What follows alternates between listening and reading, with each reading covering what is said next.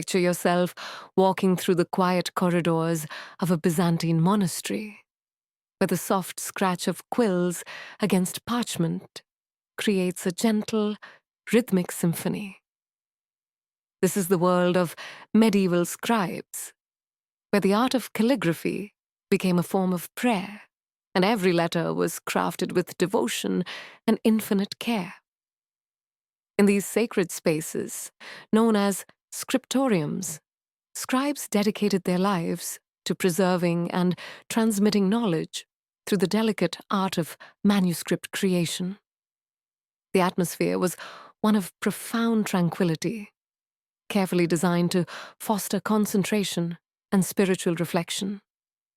These rooms were typically positioned with large windows facing north, providing consistent, gentle light throughout the day, without the harsh shadows that direct sunlight might cast across a scribe's work.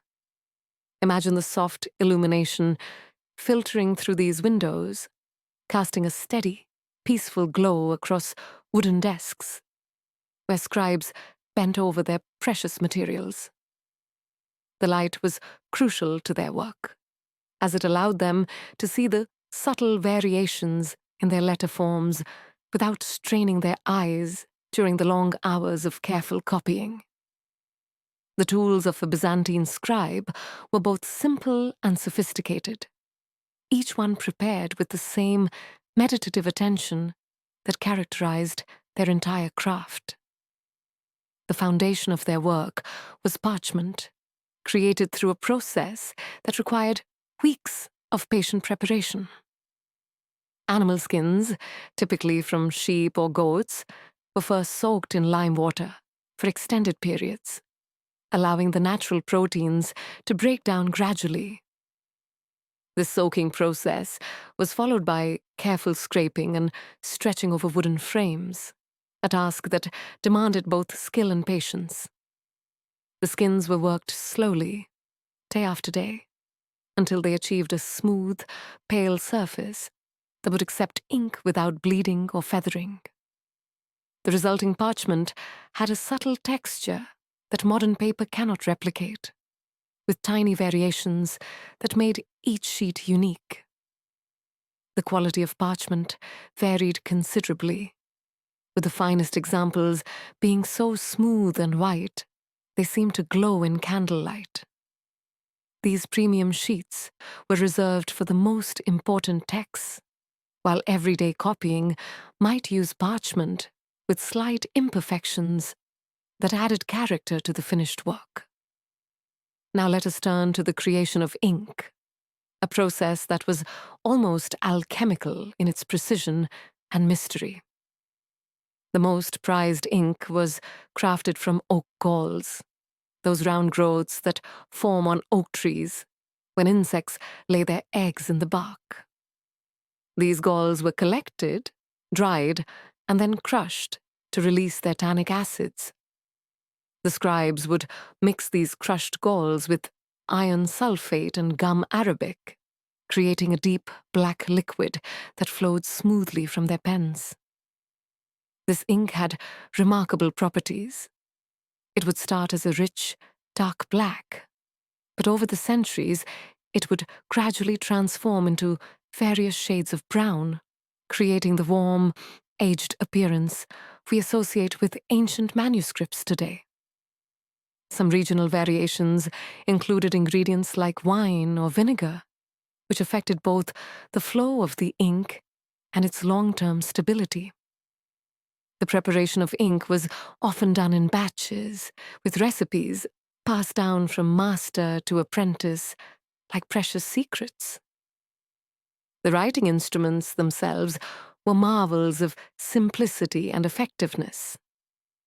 Scribes used thin reed pens or quills carefully prepared from the flight feathers of geese, swans, or ravens.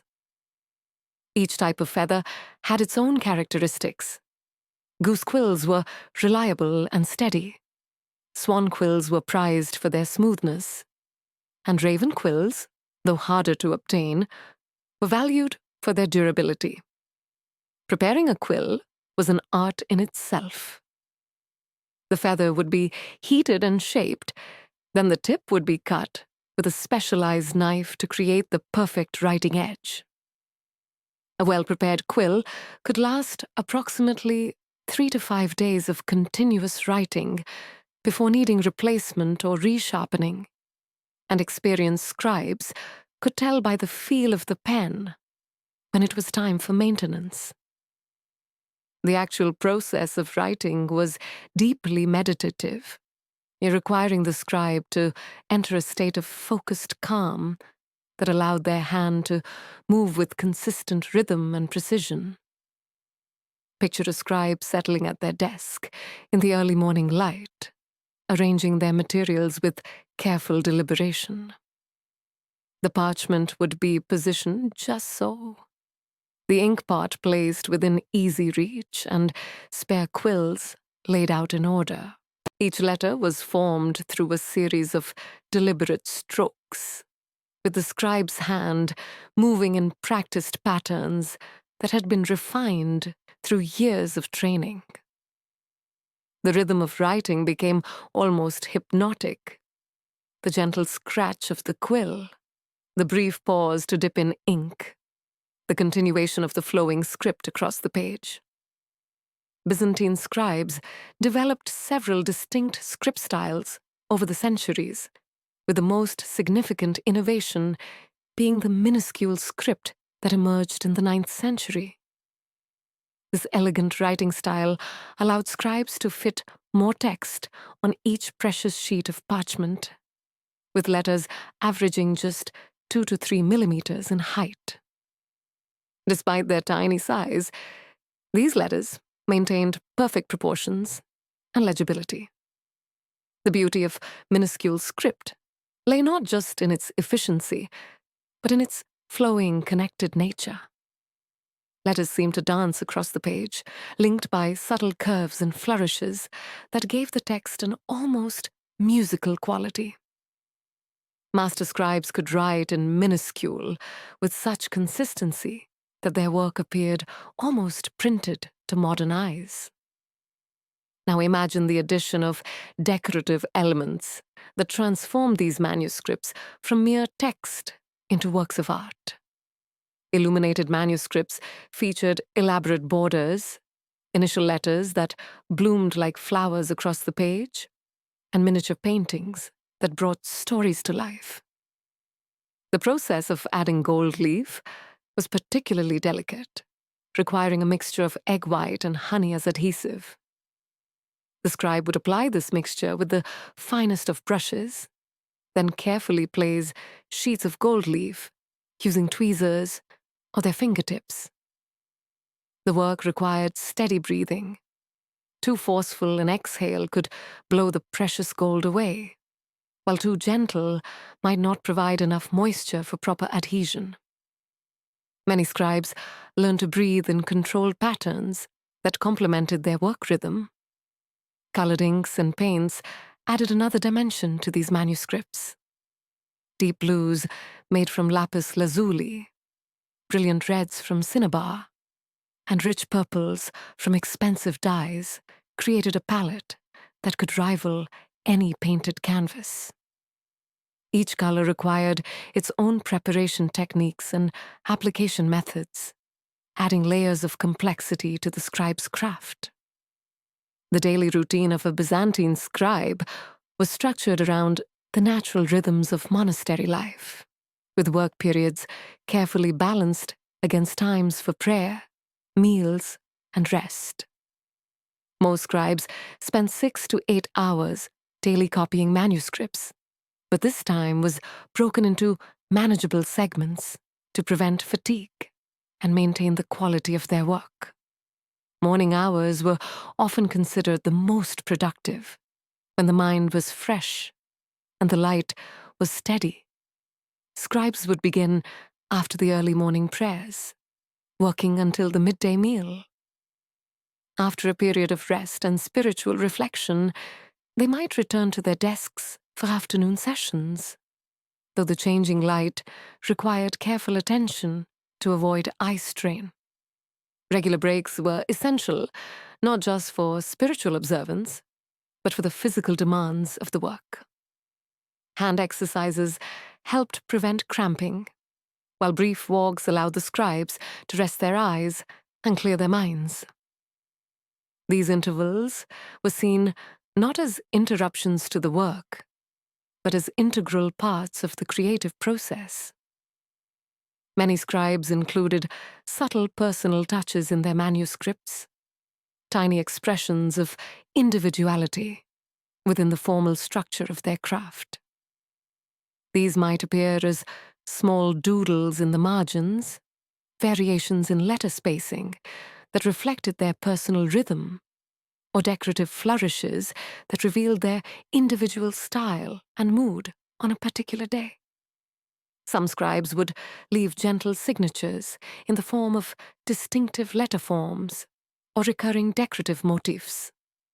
Others might include brief personal notes or prayers in the margins, creating an intimate connection between the creator and the text that could span centuries. The preservation of completed manuscripts was as important as their creation, involving techniques that ensured these precious books would survive for generations. The binding process began with sewing the manuscript pages together using strong linen thread, creating gatherings that could be opened and read without damage to the text. These sewn gatherings were then attached to wooden boards that formed the covers of the book. These boards were often wrapped in fine leather or silk, with metal clasps or ties to keep the manuscript securely closed when not in use. The most precious volumes might feature covers decorated with precious metals, gems, or intricate tooled leather patterns. The evolution of Byzantine script styles reflected broader changes in the empire's culture and artistic sensibilities. Early scripts were bold and formal, reflecting the grandeur and authority of the imperial court.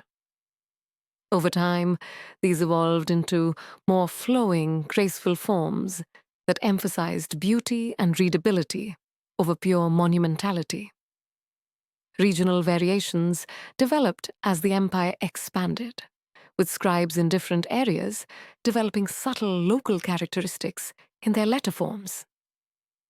These variations were like dialects in written form, reflecting the diverse communities that made up the Byzantine world, while maintaining the underlying unity of the scriptural tradition.